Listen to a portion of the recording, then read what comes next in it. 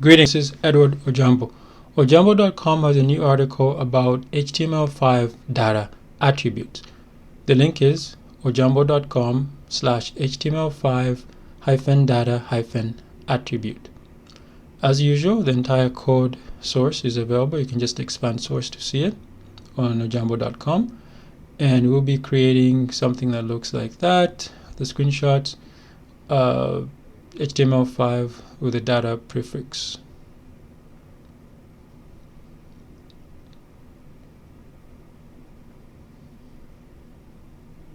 Okay, if you ever need to create mobile or web applications, please visit ojamboservices.com. That's ojamboservices.com in the Toronto, Ontario area. Okay, let's begin. I've created an index.html file, and I've created the header and the body tag is already built in, so we'll be creating a script later.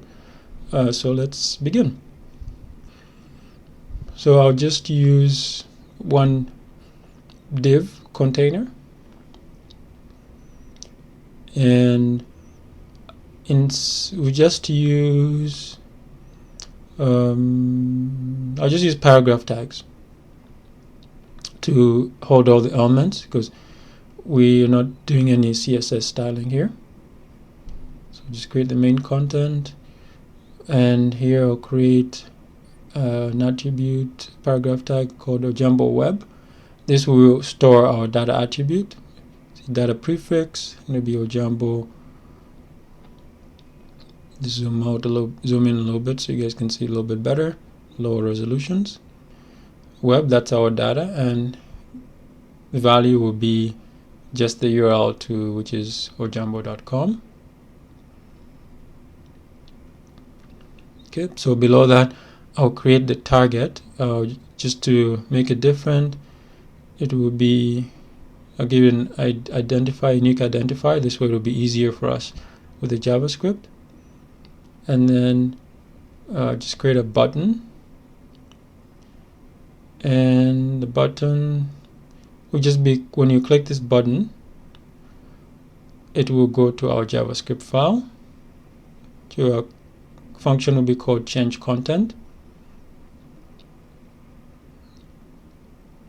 Okay, and let me just fix up the little problem there. So okay, now let's create the JavaScript function, change content. So in the JavaScript, what we'll do is we'll grab Ojambo web. So just use document get element by ID. It's Ojambo web. This is the reason I created those unique identifiers. Next, we'll grab the data inside that element, and we'll use a special JavaScript function called get attribute. This is an HTML5 method, and that's the name of the data attribute, is data-ojambo-web. So that gets the data, and here we'll grab that data and put it in our URL.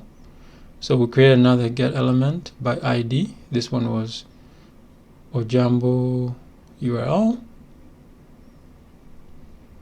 Okay, and we'll just use simple inner HTML.